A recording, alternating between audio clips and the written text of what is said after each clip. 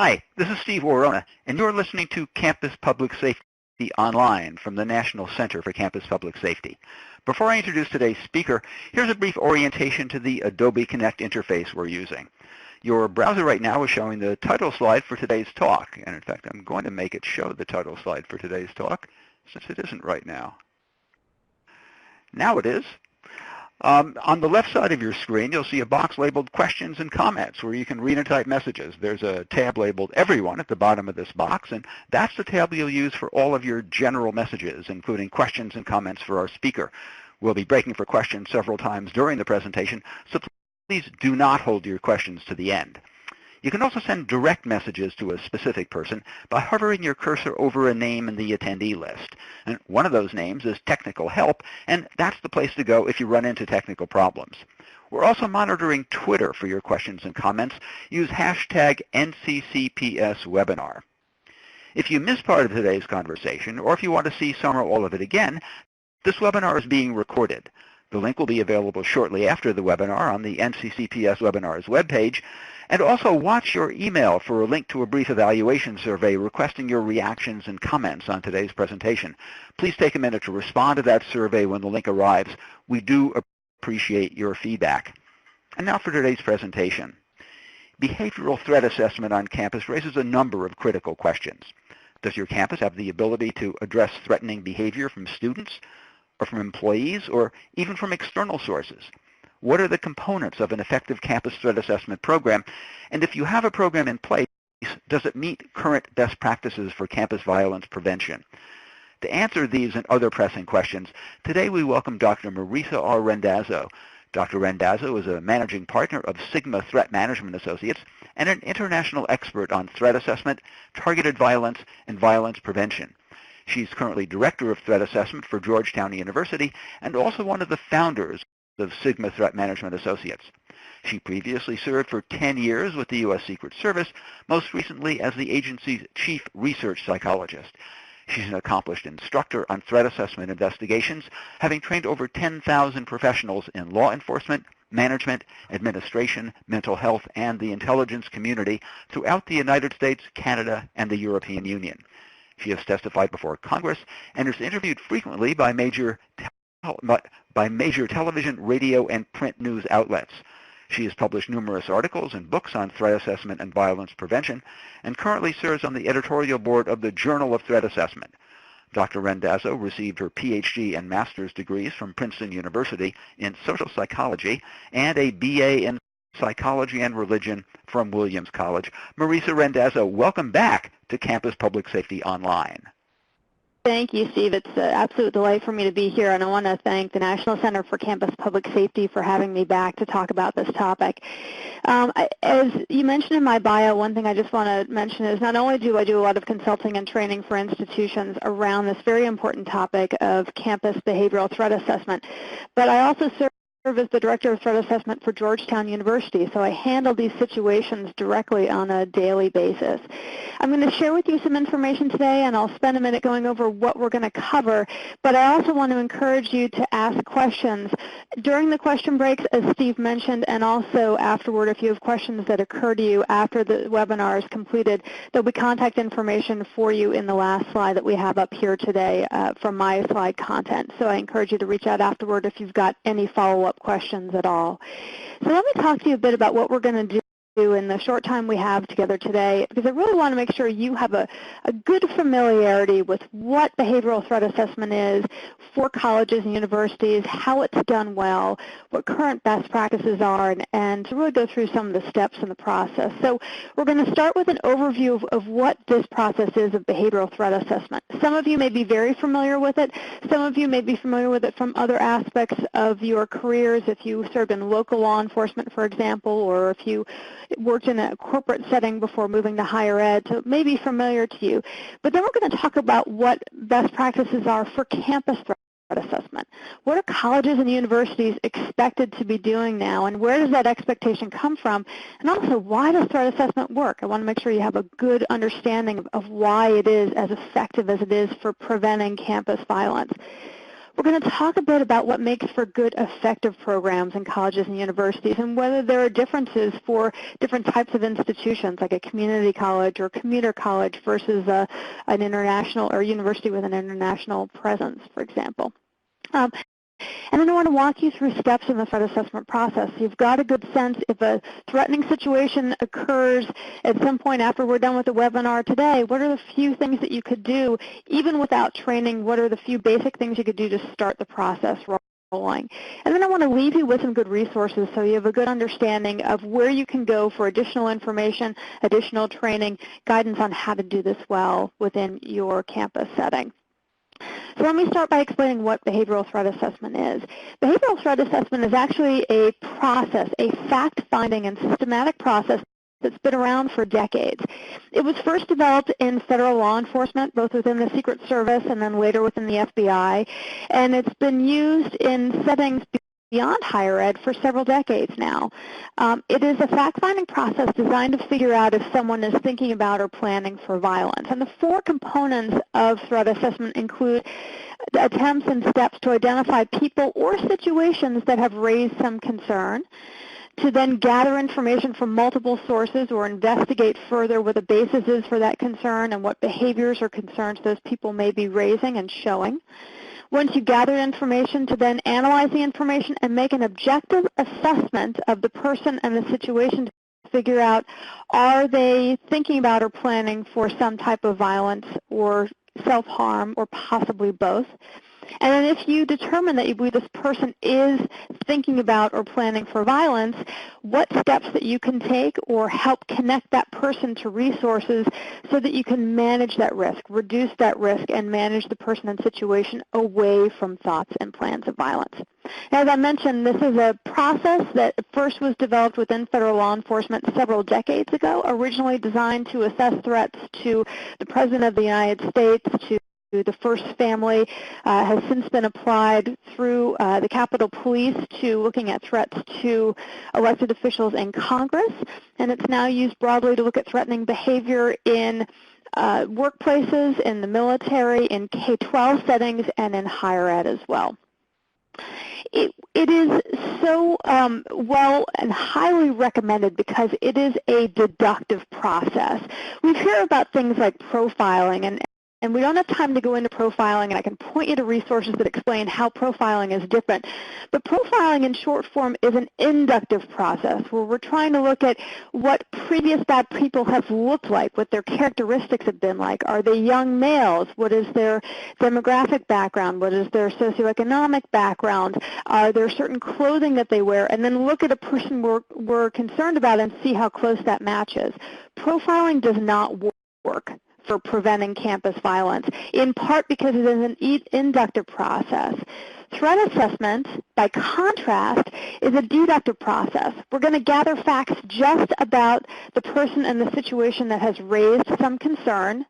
We're going to see what conclusions we can draw just from those facts about whether that person is thinking about or planning for violence or self-harm or both. And then we're going to employ the best risk reduction strategies based on the facts that we have gathered. So regardless of whether someone looks like a campus shooter or a workplace shooter or a school shooter, whether they look like someone who's raised some concern, we're going to look at what their behavior is, what conclusions can we draw based on what observed behavior and communications we have seen to figure out whether or not they may be planning to engage in some type of harm, and what strategies work best for that person in that situation based on the facts that we have gathered to reduce risk. Threat assessment works because of what we know from large-scale empirical research on different types of targeted violence at colleges and universities, targeted violence in the workplace, targeted violence in K-12 settings, targeted violence against high-profile individuals. All of the large-scale research that we have seen and that has been conducted on all these types of targeted violence show us that this type of violence is preventable because the people who engage in it, whether it's a campus shooting, a workplace shooting, Also, acts of suicide and stalking and domestic violence typically follow what we call the pathway to violence. They follow a logical and detectable progression of behaviors, a progression of steps that shows that they are thinking about engaging in some harm. They're taking some steps to further that idea, to actually come up with a plan. They're furthering that plan to actually implementing the attack itself, and they're gaining access to lethal means along the way. So we know that the people who carry out this type of violence at our colleges and at our universities, as well as in other areas, typically follow this pathway to violence. So in short form, when we engage in threat assessment on campus, we're trying to gather information to figure out, is this particular person that we're worried about, that has raised some concern, are they on that pathway to violence? Do they have an idea to engage in harm? Are they taking some steps to further that into a plan? Are they trying to gain access to lethal means? Usually it is a type of firearm or multiple firearms, but sometimes it may include creating pipe bombs, creating some other type of means of lethality. And are they taking steps to actually put their plan into action to implement it toward attack itself? So threat assessment works because it is based on empirical research on how these attacks and shootings and violence have been carried out at colleges and universities as well as elsewhere, and where the prevention points are possible. Other things that we know from this research and why threat assessment works is that a person's ideas and plans for violence are usually detectable beforehand as well. They often tell other people that they're thinking about engaging in violence, that they're feeling desperate or despondent and feel they have to resort to violence. And they share these ideas sometimes one-on-one with individuals, oftentimes through social media on platforms that are easily accessible, publicly accessible. We saw this happen just on Monday alone at the University of Chicago, where they decided to close the university, to cancel classes on Monday because they became aware of an online threat, a threat on social media that indicated someone planned to or said they were going to engage in violence on the campus quad at 10 a.m. on Monday morning. Out of caution, the university canceled classes. The FBI had been consulted. They thought it was the best thing to do, and it turns out they ended up arresting an individual who was, they believe, behind that threat, someone who I believe is a student at that institution.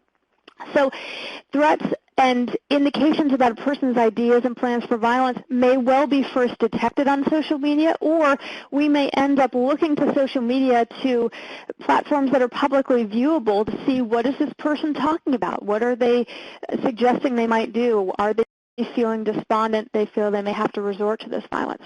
The challenge in threat assessment is that the information that comes to us on a threat assessment team is likely going to be scattered and fragmented. So we may have to work quickly to talk with multiple sources and gather that information and put it all together to see if this person is on a pathway to violence. But something else that's important to consider is that threat assessment and case management or threat management is not an adversarial process. It's not a matter of us finding those bad students, bad employees, and getting them off our campus, because we know that just separating someone from our institution does not guarantee safety. In fact, threat assessment works so well because it usually involves efforts to try to engage with that person whose behavior is raising concern, who may be feeling despondent, who may be feeling like they have to resort to violence. The more that we can engage with that person and help figure out what those underlying problems are and help them solve them through nonviolent means, the more successful we can be at getting someone off that pathway to violence. Threat assessment for colleges and for universities has achieved a real broad consensus. There are multiple federal agencies, state task forces, professional associations that all recommend that colleges and universities have a threat assessment process. There's also an American National Standard, a process that was approved by the American National Standards Institute for colleges and universities that talks broadly about planning and hazard planning, but says specifically that every college and university in the United States should have a threat assessment program and team. It's also recommended in 3 states. So, it's required by law in 3 states. So the Commonwealth of Virginia requires that every public college and university have a threat assessment team. And in fact, Virginia, through their Department of Criminal Justice Services, provides a wonderful array of training, resources, and other tools for colleges and universities, and now for K-12 schools, to engage in threat assessment to prevent violence at their schools and colleges and universities. The state of Illinois requires that all of their colleges and universities, public and private, have threat assessment teams as well. And recently, Connecticut adopted similar legislation requiring threat assessment training for their colleges and universities as well. So not only is there broad consensus that threat assessment is important, and we know that it works, but it's also required by 3 states, and for the American National Standards Institute, I'm just going to go back to the ANSI-approved national standard. National standards are often used as benchmarks in litigation. So even if you don't operate in a state where threat assessment is required, if there is something violent that happens on your campus and your campus is sued, there may well be this national standard may well be the benchmark that's introduced in litigation as the expectation of how the university or college should have handled the situation to see if in fact they met those best practices. I've got resources for you at the end on the American National Standards Institute standard, and actually best practice resources in a few minutes that I can give to you. But I think at this point, Steve, Andrea, Dwight, we're at a point where we can take questions at our first break. Yep. Thanks, Marisa, and welcome all. We are welcoming today Marisa Randazzo, who's telling us about behavioral threat assessment on campus, what you need to know. We'll be stopping several times for questions during the presentation. Type those questions into the questions and comments box on the left side of your screen, and we'll ask them of Marisa when we pause. For example, now, Carl Metzger was wondering, what level of social media monitoring do you recommend? Great question about what level of social media monitoring do we recommend. It's really a matter of a twofold way to think about the social media aspect of these cases. It is possible to try to monitor social media conversations and discussions about your institution, but that can really be quite cumbersome and time-consuming. There are some good new apps out there that can help you do that more effectively. I think Social Sentinel is one of them, Campus Sentinel, aspects like apps like that. But really where I think the most important focus should be is that once you have a situation or a person whose behavior is raising some concern, a student who writes something in a homework assignment that scares a faculty member, you've got an employee who has a domestic violence situation where they have a restraining order against their former spouse, but the spouse knows that they can find them at work at your institution. Some particular person who has raised concern because of their behavior has raised concern about safety. At that point, you can do a much more focused search on social media for any activity that particular person is engaging in. So it ends up being a much more effective approach to using social media to see if there's information that adds to your concern, or perhaps mitigates or diffuses the concern, or explains the context for behavior you previously did not understand. So you can do it both from monitoring and also from looking more specifically at the social media footprint by and about a particular person when that person's behavior has prompted some concern. Tom Plotz wonders what resources are available to set up a behavioral threat assessment program at our institutions of higher education. So there are a whole array of resources available, Tom, and I will list at the last slide that we have today. There are 2 books that are referenced in the American National Standard that I spoke about a few moments ago. They actually are 2 books that my colleagues and I have co-authored. The first is the Handbook for Campus Threat Assessment and Management Teams. And the best way to get to that book is through our website, which is sigmatma.com. That stands for Sigma Threat Management Associates.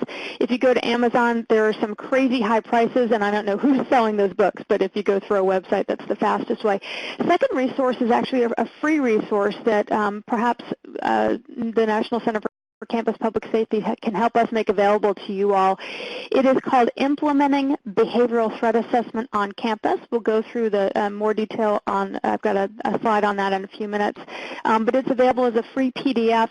It documents Virginia Tech's experience standing up their behavioral threat assessment program after their shootings in 2007. And my business partner, Gene Dysinger, who just hired from Virginia Tech, led their threat management program for years, a couple years since their shootings. So it documents their experience. It talks about best practices, and it's available for free. I also highly recommend the professional association called ATAP, which is the Association of Threat Assessment Professionals. They are worldwide. They really have set the standard for good threat assessment in any domain, including colleges and universities.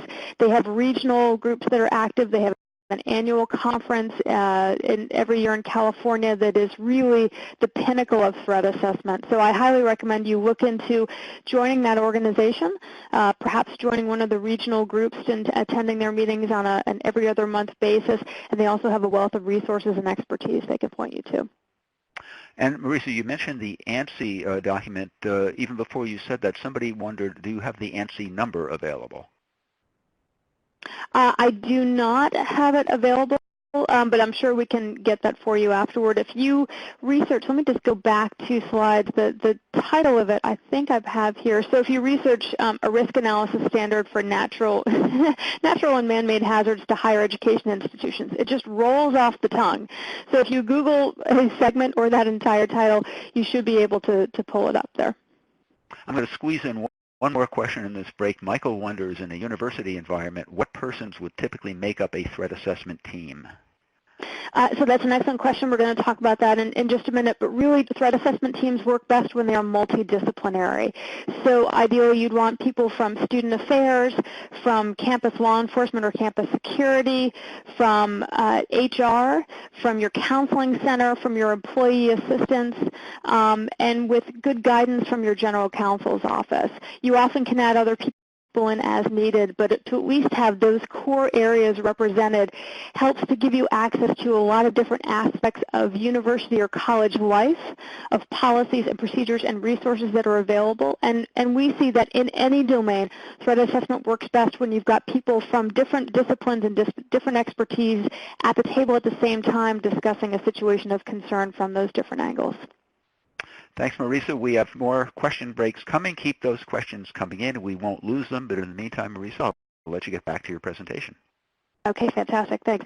So we're going to go on to look at what constitutes current best practice in campus threat assessment. And this information comes in large part from that ANSI national standard that I spoke about before that references 2 resources for how to do threat assessment well in a college or a university setting. So I'll go through those resources in just a minute.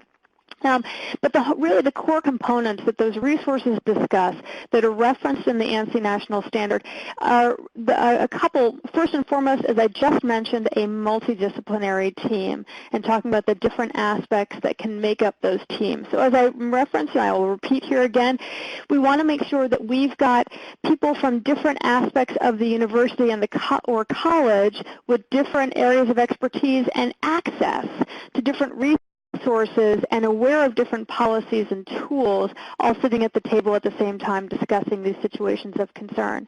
So included in this multidisciplinary membership, and I'll repeat it one more time, would be student affairs, also HR, because ideally you want to be able to address behavioral concerns that may arise from an employee, a faculty member or a staff member or a former employee or an applicant for employment, as well as just from student concerns. You want to be able to have a good law enforcement presence. So your campus law enforcement department, your public safety department, or campus security. And also you can include some representation from local law enforcement if they're interested in joining you. At least invite them to training if you're going to host any training on your campus. In addition to law enforcement, campus law enforcement, student affairs, HR, we want to make sure you've got someone or multiple people who are very familiar with or represent your counseling or support services on campus. So if you have a counseling center, to have someone who sits in from the counseling center. Now, they may not be able to share much information about a particular situation of concern if the student being discussed or the person being discussed is a patient or a client at the counseling center, but having someone from the counseling center can be very important just to be able to provide general mental health expertise and explanations to the team as they discuss a situation of concern so that you understand what it means if someone goes off their medication, what it means if someone has a diagnosis of schizophrenia or Asperger's syndrome. What does that mean behaviorally? What does that mean in terms of concerns we should watch out for? What can we expect as they now start treatment, or what does it mean if we're seeking an involuntary or voluntary medical leave? What does that mean for when they can come back to campus? So even if, and likely the person from the counseling center could not discuss specifics about a student who is being seen at the counseling center or a person who is being seen at their counseling services, they can still provide tremendous mental health expertise generally. So to have someone from your counseling center, someone from your employee assistance program, whether that's an internal program or an external program, it might be someone that you have in-house for colleges and universities that have their own in-house faculty and staff assistance program, for example, or it might be an external service that still serves to support your employees on campus. They can be very helpful not only to discuss particular situations, and they may not be able to, again, because of confidentiality, but they can talk about all the different resources that they have and can offer to a situation to reduce risk if you get to that point. Again, with multidisciplinary, I want to make sure you have access to your general counsel's office. Whether you have someone who sits in on every meeting is not as critical as just to make sure the team can access to get some legal advice from your general counsel's office about information sharing, FERPA concerns, other medical records confidentiality issues, where you can disclose information, things like that. In addition to having this multidisciplinary team, something very basic that a lot of institutions overlook is making sure the team has the basic authority to engage in threat assessment, meaning they have some either policy the institution has adopted, or what we see more commonly is some official communication, even in an email from the university president or the college president saying, we're asking you to engage in threat assessment on behalf of the institution. In addition to whatever your day job is as a student affairs professional or an HR professional, for example, we want you to also be part of the threat assessment team and to engage in this fact-finding and assessment and risk reduction planning on behalf of the institution. The reason why the authority itself is important is just to make sure that if the team is ever challenged on, well, who are you to be looking into this? Why are you trying to address this situation? You've got some clear authority already established that this is what they've been asked to do by the institution's leadership on behalf of the institution. The third bullet here under current best practice I cannot stress enough, and that is access to basic threat assessment training to make sure your team is actually trained in threat assessment. One thing we saw after the shootings at Virginia Tech and Northern Illinois University in 2007 and the beginning of 2008 was that so many institutions stood up these threat assessment teams but got no access to training on what threat assessment actually is and how to use best practice threat assessment procedures. Threat assessment is not the same as behavioral intervention. It's not the same as a care team. You may have a care team or a behavioral intervention team that is trained in threat assessment, but the two are not synonymous. So whatever team you do have, whether you're using a behavioral intervention team for threat assessment purposes or you have a standalone threat assessment team, make sure that your team members get access to good quality threat assessment training. It's also important that they have some standard procedures or processes that they follow. These don't have to be standard operating procedures because you may want to have more flexibility. You may want to call them something along the lines of operating guidelines for the threat assessment team, but a simple checklist of, okay, a situation has come to our attention. First, we need to make sure it's not imminent. Second, we need to make sure we gather information from multiple sources. Third, we need to analyze the information and answer at least a few key objective questions. Fourth, we need to assess. Fifth, we need to manage if we think there is a risk here. sometimes situations that come to the attention of a threat assessment team are moving and developing quickly, are deteriorating rapidly. So you want to make sure that you are following all the right steps and not just responding to victim fear or to an impulse to act because you want to do something. You want to make sure what you do is well informed. So having even just a one-pager of some operating guidelines for the team can be very helpful, particularly in those cases where things are developing quickly. And then finally, another component of best practice is to make sure you've got resources and activities that support threat assessment operations, so that you've got access to support functions like a counseling center if you have one on campus, or an employee assistance program, and if not, to find resources in the community that you could refer cases and situations to. To make sure you've got a well-functioning campus public safety department or campus law enforcement function that can help to investigate criminal activity and participate actively in threat investigations. That you've got a good, robust student conduct process and employee discipline process that is prepared to address behavior effectively that may violate your university policies or college policies. So those are good resources to have in place.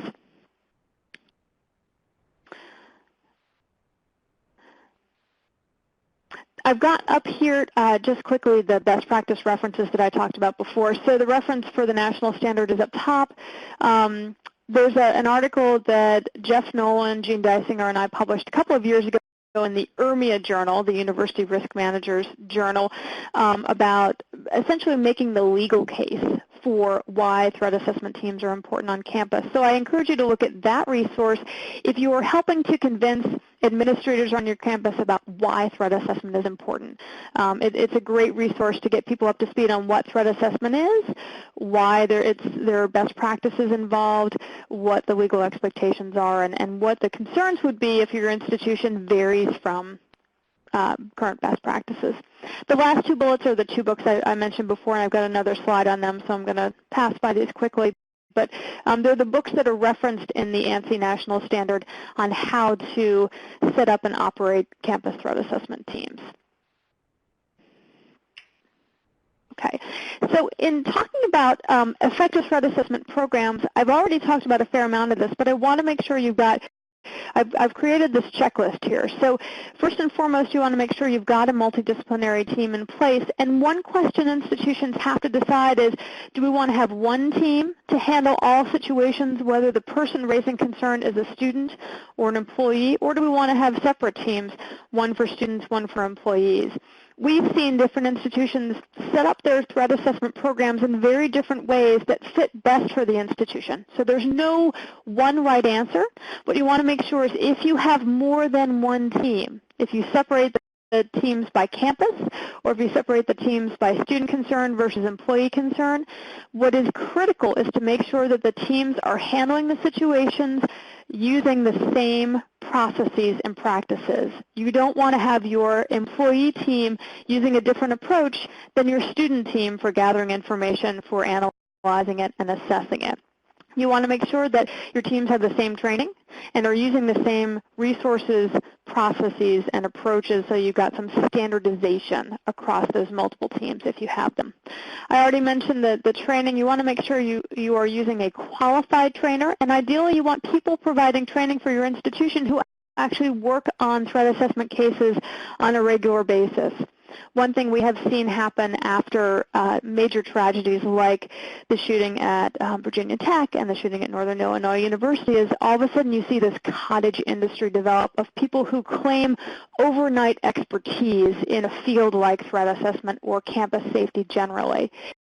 It is very important that as an institution you vet whoever it is that's going to be providing training for your institution and for your team. If you look at an organization like ATAP, the Association of Threat Assessment Professionals, they are a great clearinghouse of good training resources. So you can go to ATAP, go to your local chapter, go to the national organization and say, I'm looking for someone who could provide quality training in threat assessment. Who do you recommend? And then I encourage you to check their resources and check with people who've actually used them before, like you would if you were hiring an employee or looking for any good vendor. As I mentioned before, you want to make sure you have access to case management and support resources. Now, and this is not only mental health care, but it's other support resources that can be helpful in the situation. So, for example, in times and areas where there's a considerable amount of economic stress, we often see threat cases arise where something that helps to reduce risk is connecting the person of concern with good quality financial or credit counseling services. Sometimes your EAP, your Employee Assistance Program, might be able to provide that, or a local bank or financial institution may be able to provide free counseling services to your employees and to your students. If you don't have a good veteran services component or office or resource on your campus, I encourage you to look in your community or look at nearby institutions that may have a good, robust veteran services support mechanism and talk with them about how you can connect your veterans, whether they're students or employees, with resources if necessary, if there's some concern there. There are some major PTSD centers run by the Veterans Administration around the country that are absolute hallmarks of excellent PTSD and trauma care for veterans. So you might actually be physically located near one of those centers and can be able to connect with them. So we look not just at mental health care from a counseling center or from an employee assistance program, but support and care more broadly that can help someone who might be feeling despondent, who might feel they have to resort to violence or resort to self-harm to find other ways to assist with solving their problems. So we look generally for what those support resources are. And what I encourage you to do is look not only on your own campus, but also at nearby institutions and in your community as well, and start talking to people who run those programs to say, hey, we may want to access your resources one day. How can we do that? Other components of effective programs include making sure you have got support from the leadership or the administration of your institution. We've worked with a couple of institutions over the years that had good people on a team, good training on a team, but an administration that didn't see the need for threat assessment. So getting back to the ERMIA article I mentioned before that makes the legal case for threat assessment, if you have a new administrator who is not familiar with what your team is doing and may not seem immediately supportive, set up a meeting with them, provide them with this article. You can help educate them as to why it's such an important component for campus safety. I already talked about legal counsel input to make sure you've got access to them for questions about information sharing, case documentation, things like that. But getting the case documentation, it can be very helpful if you can take and maintain some records on the cases that your team handles. In large part because sometimes we handle a situation and it is managed well for several years, and then something may happen with that person that disrupts how well they were doing, and they come back to your team's attention and are raising concerns again. If you've got good case documentation, you can go back to look immediately at what worked well before. Let's try that again. Let's see what other options we may have so you're not starting from square one with the case that's already known to the institution. And then two other things that really make for effective programs are finding ways to encourage your college or university community generally to report threatening behavior, whether they're reporting it to your campus public safety capacity or if they're reporting it to a dedicated number or email address for your threat assessment team, or reporting it up through their normal reporting channels, a faculty member reporting it to their department chair, for example, to find ways to encourage everyone, students, staff, people in the community, employees, anyone who knows of a concern, knows of threatening behavior that may impact your institution, to make sure they are reporting that and it gets in front of the threat assessment team. And community relationships, as I mentioned before, looking for resources within your broader community and not just on campus that may be helpful for connecting people with the right support.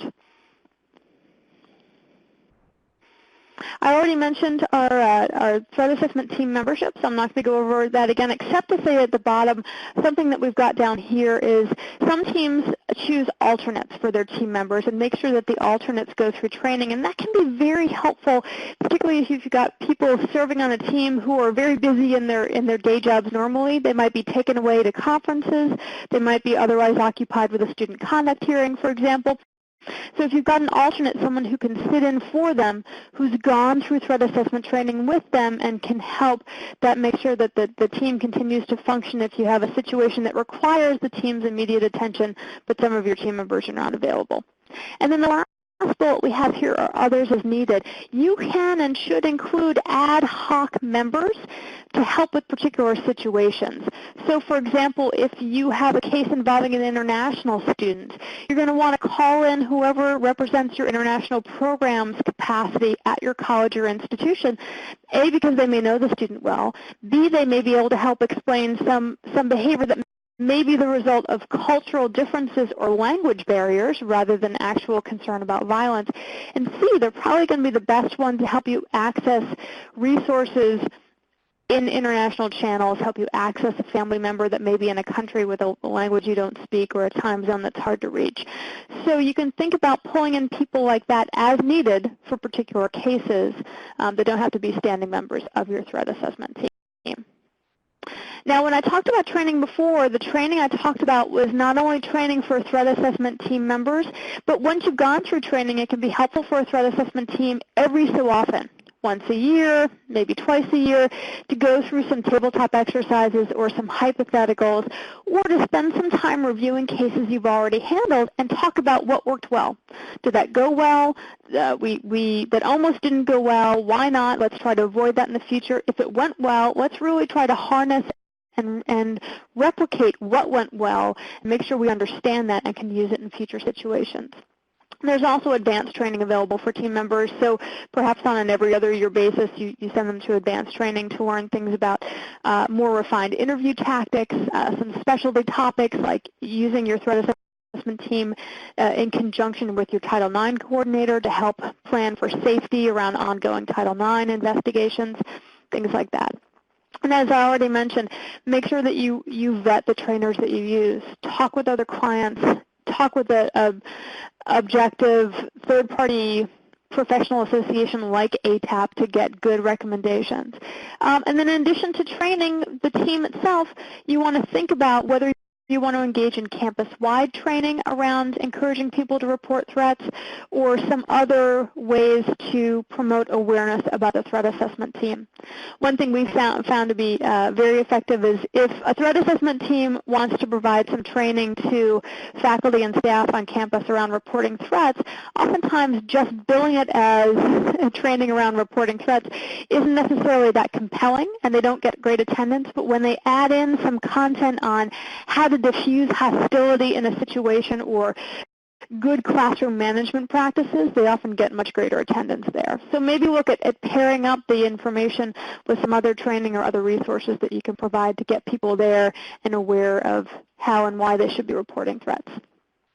And when we talk about ways to encourage reporting, we're really talking about providing people with information, not only that it's important to pass along information about threatening behavior or situations that make them feel unsafe, but also to provide a couple of other motivators for them, to remind people that no matter what their position at the college or university, they are part of and a critical part of campus safety. They may be the first person or the only person to know about a situation that's raised some concern. So you want to make sure that they know they can and should pass that concern along.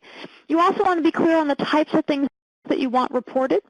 And you're not using very specific jargonistic or clinical language to describe it. But you have to be clear on what the team is going to do to make sure that they encourage the right reporting. And that if a team gets a report that isn't within the team's purview, they'll pass it along to the right audience. And to make sure people know that something will be done and that you do want to hear about these reports. The Metropolitan Transit Authority in New York came up with a slogan years ago that they use to help reduce crime on their buses and subways, and the slogan is, if you see something, say something. If you've gone through a TSA checkpoint in an airport anytime recently, you'll see that same slogan. But having a slogan like that that can remind campus about why it's important to report concerns can be a helpful way to keep people aware of and motivated to report concerns. All right, Steve, we are at our next Q&A point, I believe. We are, and we are falling a bit behind on time, but let's see how many questions we can squeeze in just a minute or two. Is prevention part of the threat assessment program?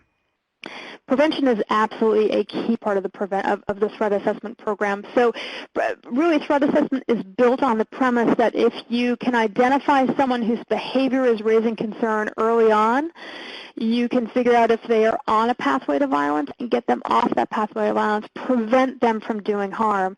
And the earlier that we hear about situations of concern, the more that we can do that's strictly or primarily about helping to support that person and is much less punitive. So threat assessment is not equivalent to a student conduct or student discipline process or employee discipline process.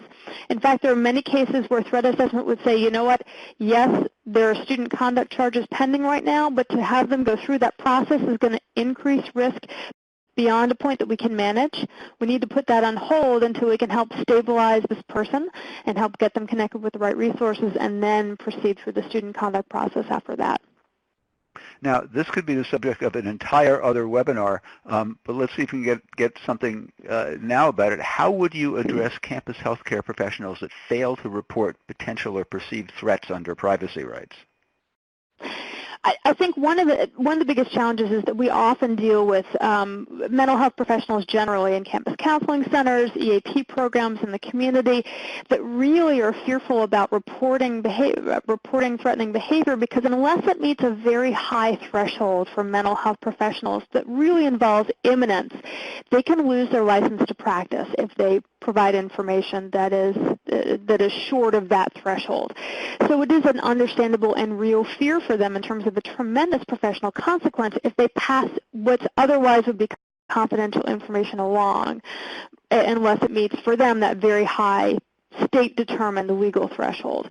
Here's something that can be very helpful, though. We often, in cases, work with mental health professionals that we believe or know are seeing the person of concern, and we will either bring them in for a threat assessment team meeting so they can hear everything we're discussing, or we'll set up a separate appointment with them to brief them on everything the threat assessment team has developed in terms of facts about the person and concerns that they have about that person in question.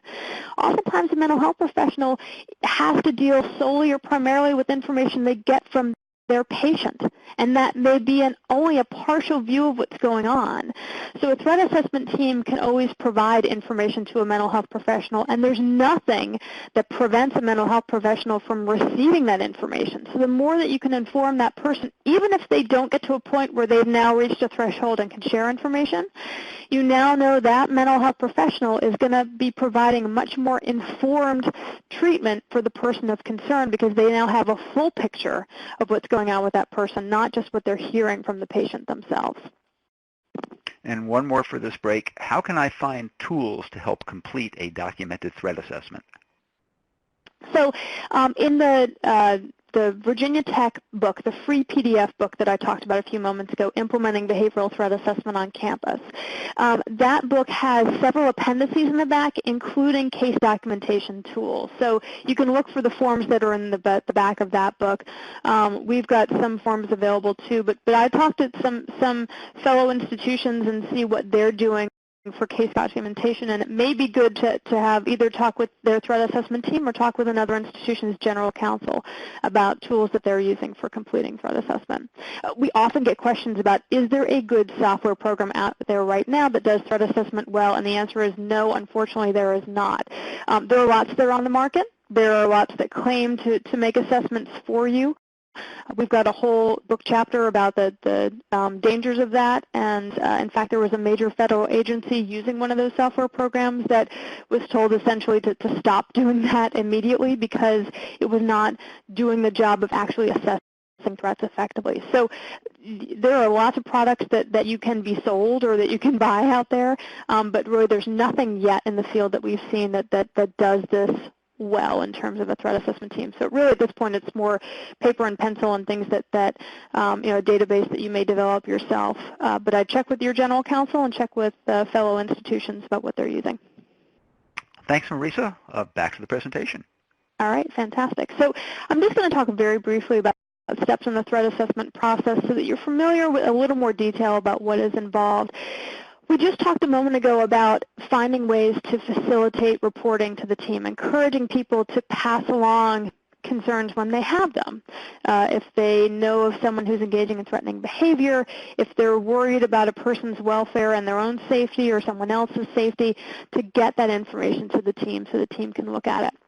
So once the team has identified a person or a situation that raised some concern, then the team's going to engage in some initial screening.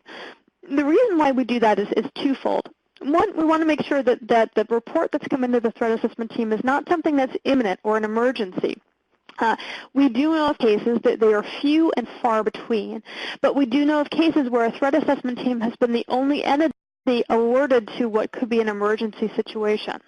So one institution we worked with a couple of years ago got a call into their threat assessment team, their threat assessment director, just saying that the person had seen someone walking across campus that night with what looked like a rifle or a shotgun.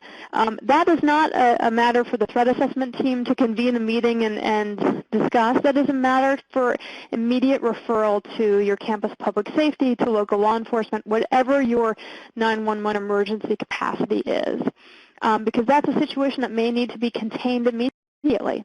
Would a threat assessment team later be involved in that to look at who was carrying the weapon, what was going on? Absolutely. But it's important to recognize that a threat assessment team is not the same as a crisis response team or as emergency responding personnel. So we screen cases, just do a quick read to say, is this something that's possibly an emergency or imminent? We know that someone has a weapon and they're heading onto campus looking for someone. If so, we immediately call 911, we call campus public safety, we get that containment response out there. The second thing we screen for is team scope. So is this something that's appropriate for the threat assessment process? There are situations in teams that get a lot of reports from faculty members who just are not doing an effective job handling disruptive classroom behavior, but there's no concern about potential violence, no concern about self-harm, no concern about anything that would be appropriate for a threat assessment team, but they happen to just refer these cases to the team. So you don't want your team to get bogged down in cases that aren't appropriate for threat assessment and that should be handled by other departments. It's a matter of coming up with a couple of quick screening questions, and there are resources that I can point you to that have good samples of those. But for the team to say, okay, we have these 5 reports that came in this week or this month, none of them are imminent. These 3 are appropriate for threat assessment. These 2, one is just a student conduct issue, one is just an employee assistance issue. So to figure out, is this something the team should be taking on and using this threat assessment process for? So for the cases where the team does decide, yes, this is appropriate for threat assessment, we have a concern about potential violence or self-harm or both, we've got people who are fearful for their safety, whatever your scope is, however it's defined, if you decide, yes, this meets the threat assessment team's scope, then we're going to seek out information from multiple sources. Wherever possible, we try to talk to the person who's raising concern directly. We find someone who's got a good relationship with them who can talk with them about their perspective, their side of the story. Again, getting back to the importance of engagement. We look at internet and social media searching, just like I talked about before. What are they talking about and doing online that we can see? We try to check with previous schools or employers. Sometimes we might not get information, but that doesn't mean we don't check. So we check to see if they had raised some concern in a prior institution that they attended or a prior place of employment.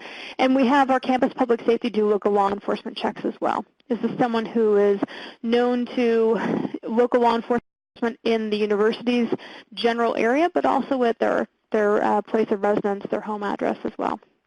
After we've gathered information, we analyze it and assess it using some well-established questions. There are some very specific investigative or analytical questions and assessment questions that are considered to be part of best practice procedures. And then if the team decides, yes, based on those questions, we think this person poses a threat, that they are thinking about or planning for violence, then we go to the 6th step, which is developing a personalized or customized plan to reduce that risk, a threat management plan. What do we need to do to get this person off the pathway to violence? Why are they on there in the first place? What situations are they trying to solve and they feel they've got no options left except violence, or that violence is the best option left? And how do we help solve those problems through other ways? And then we monitor to make sure that plan is working effectively, and we change it as needed. I mentioned resources throughout this. Let me just share with you so you've got them before we turn to our conclusion questions. These are the two books here that are referenced in the ANSI American National Standard. So the Handbook for Campus Threat Assessment and Management Teams. It's a bit of a long URL there, but if you go to sigmatma.com, click on About, then you'll find the link to our books, and that will get you to an order form for that book. The free PDF that I've talked about is this book here, Implementing Behavioral Threat Assessment on Campus. You can also get it through sigmatma.com or just Google Implementing Behavioral Threat Assessment on Campus. There are other places where the book is available as a free PDF. And that's the book I mentioned that has appendices in the back with case reporting forms. One of the appendices has a job description for a case manager position, for example, or a threat assessment director position. So there's some great resources in the back of that book, and I encourage you to take a look at that. A couple of other resources that are available. I mentioned before the importance of going through tabletop exercises or periodic training after you've done some initial training. The COPS office, the U.S. Department of Justice COPS office, created a great resource called Campus Threat Assessment Case Studies. It's available at a site that was run called campusthreatassessment.org that had been providing training through a COPS grant. The training's no longer available, but the resources are still there. So you can either Google Campus Threat Assessment Case Studies or go to campusthreatassessment.org and pull that up. They are self-guided case studies, and they include scenarios involving concerns about student behavior, about employee behavior, about a threat from outside the institution. So they're great tabletops that you as a team can just sit and run yourself through and talk about how you'd handle those situations on your campus. We also have a blog post about different questions that you can ask potential threat assessment trainers or consultants before you consider hiring them. So again, at sigmatma.com in our news link, we've got a blog post there about how to vet good threat assessment consultants. You can take a look at that when you're looking at potential trainers. But again, the Association of Threat Assessment Professionals, ATAP, and their website is atapworldwide.org. I believe it might be .com, but atapworldwide.org. They are a great resource, so I encourage you to use them. The takeaways from here that we've gone through, and I hope you have taken this with you, is that it is quite possible to prevent acts of campus violence wherever they may come from. And using a threat assessment team is really the most effective mechanism we have available to be able to address threatening behavior and try to prevent acts of campus violence. The team really needs to have quality training to be able to do its work effectively. And the focus for all of the efforts, from information gathering and intervention and all the different offices that may serve on a threat assessment team, should be safety for everyone involved, for the campus generally, for any identified targets, but also for the person of concern. And when we find out about these situations and can connect someone who is despondent with the right resources, we can and do get them off the pathway to violence, and we maintain safety for them as well. We encourage you to evaluate your own process and talk with peer institutions and consult with your colleagues on situations you may be handling, as well as good resources available for you. So as I mentioned, there's my contact information. If you don't have a chance to get your question in, please feel free to email me directly or to call me. And then there's our social media footprint for Sigma as well. Steve? Thanks, Marisa. We've got a couple of minutes. Let's see how many lightning round questions we can squeeze in here. Several people have wondered about the relationship between behavioral intervention teams and threat assessment teams. Sure. So the two are often looked at synonymously, but they are not necessarily synonymous. Behavioral intervention teams are very similar to care teams, or sort of the new generation of care teams, in that they're often designed to focus on concerns primarily about student behavior and figure out what information is available. And they often address a broad array of concerns. So they may address situations where you're concerned about a student's chronic eating disorder and how well they're doing and trying to connect them with treatment, or a student who's had multiple alcohol violations. So they're focused on a whole broad array of concerns, not just potential violence. And oftentimes, behavioral intervention teams have no training in threat assessment. So it is quite possible to use your behavioral behavioral intervention team to address threatening or potentially violent situations, but to do so, I strongly encourage you to make sure they get threat assessment training. There are different organizations that provide behavioral intervention training. It is not the same as threat assessment training. So just make sure that you know what training the team is getting. You can use a team like that to address threatening situations, but make sure they've got the right training and the tools to do so. And this will be the last question. Someone would like to have you expand on the concept of logical and detectable pathway to violence. Sure. So the whole fundamental premise of threat assessment is based on what we know about acts of violence that have occurred.